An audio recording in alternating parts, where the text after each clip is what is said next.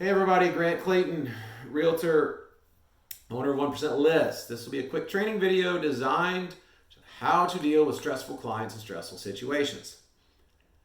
So, we're selling people's homes. We're going to run into these. How do we deal with them?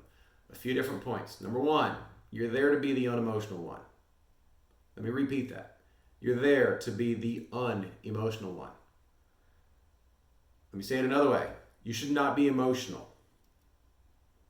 Number two, your job is to sell property, not drag somebody kicking and screaming out of their home.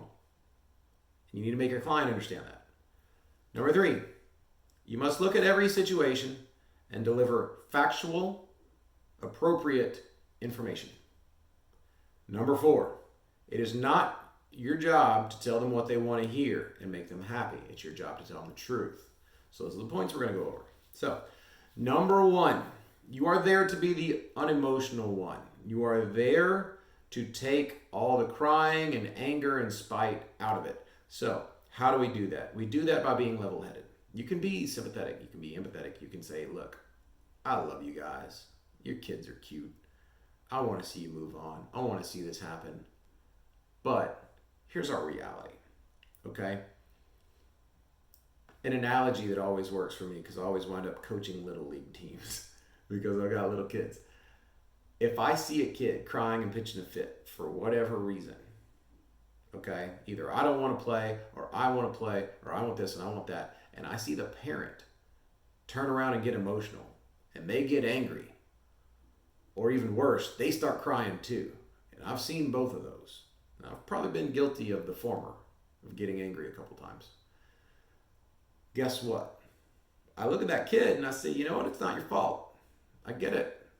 If you're crying because you want to go in the game, or you're crying because you don't want to go in the game, or you're just crying because you're crying and your mom or your dad is crying right there with you, guess what? Y'all just a bunch of criers.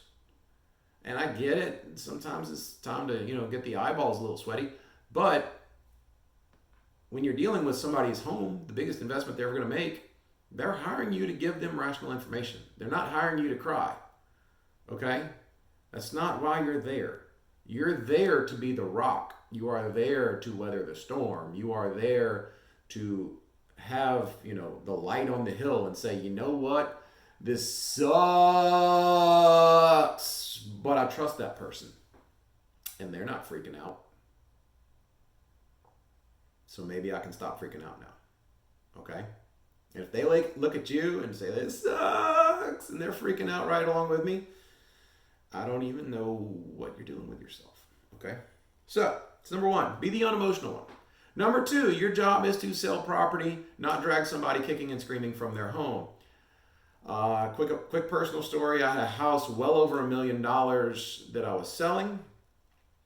Every time we got an offer, if my client didn't love it, he went into how he raised his kids in the house and how wonderful it is and everything else. And I just finally told him, I'm like, look, buddy, the problem is I'm trying to sell a piece of property.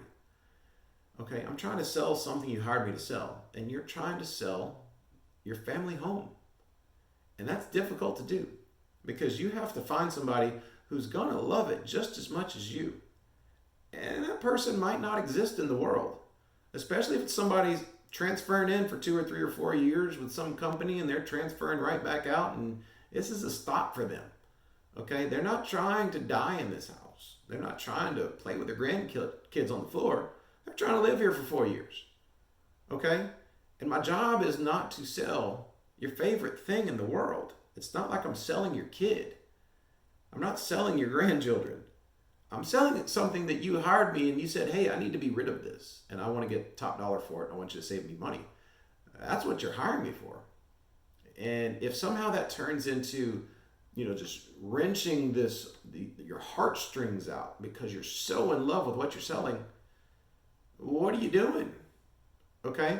You need to tell your client that. And if they get all weepy about what they're selling and that they just can't sell it, then ask them, say, why are you even selling it? Why are we going through this? Okay? You need to draw the line in the sand for them and maybe say, it might be time to step over this line with me and realize this is no longer your family home, okay? The house that you want to buy with the better job that's going to pay you more money and give you better benefits and take care of your kids' future and your kids' kids' future, that's your home now. This is something keeping you from being in that home. Okay? They've got to start looking forward to the memories they're going to create in the better place that they're going to, or in the place that they need to be, and stop thinking about the memories they created in the place that they need to be rid of. Okay? Number 3, you must deliver factual information, rational information in every situation. Okay? You're going to deal with situations in which somebody's way overpriced, but they got a great house, and somebody's making an offer.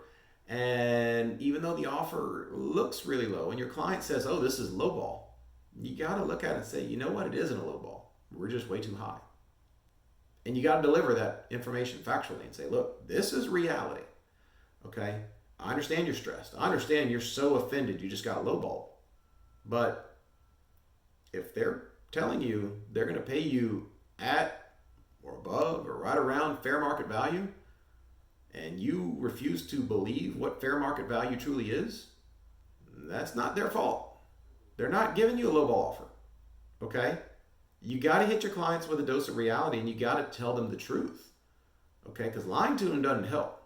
And one of the biggest stressors that I have when dealing with other agents is they are so afraid to offend their client by telling them the truth. They won't do their damn job. Okay? I talk to agents, oh, I know it's overpriced, but I just can't tell him. I'm like, well, you know what? What the hell are you doing? You're not doing your job. Okay? That's like a doctor saying, look, I really know you're sick. I just can't give you this medicine because it's going to make you feel bad. Well, you know what? You need it.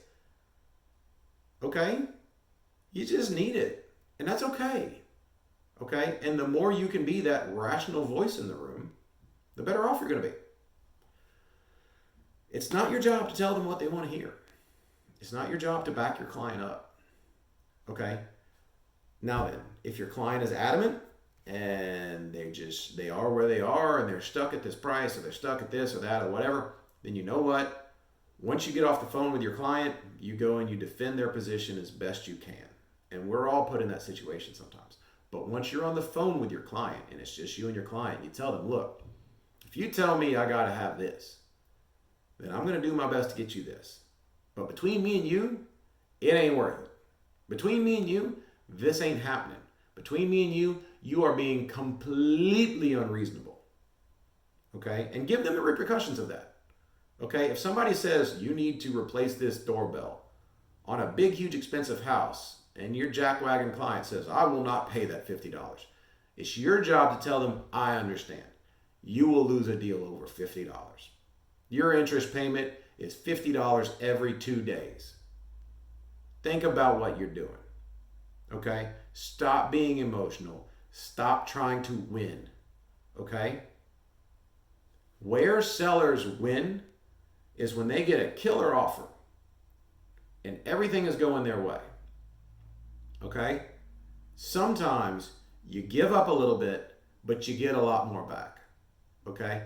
Make them understand that. If they got a ridiculous good offer and somebody's trying to beat them out of a couple $1,000s on an inspection, then you tell them, look, we can tell them no on this inspection, and then your next offer is probably going to be $5,000 less, but they might not ask for anything. Would that make you happy? Literally hit them with a dose of reality. Okay? That's your job. Your job is to rise above the fray of the BS and the emotion and the stress and the anger and the blah, blah, blah, blah, blah. And just say, here's the reality. This is what we're dealing with. This is what's going to happen. This is what could happen to you based on this set of choices. Okay? Take emotion out of it. Put it to them in black and white in front of their face and let them make the decision, but help them. Okay? Do your job. This is Grant Clayton. Feel free to post a comment below, ask a question below, send me an email, whatever you need to do. Would love to hear from you. Have a great day.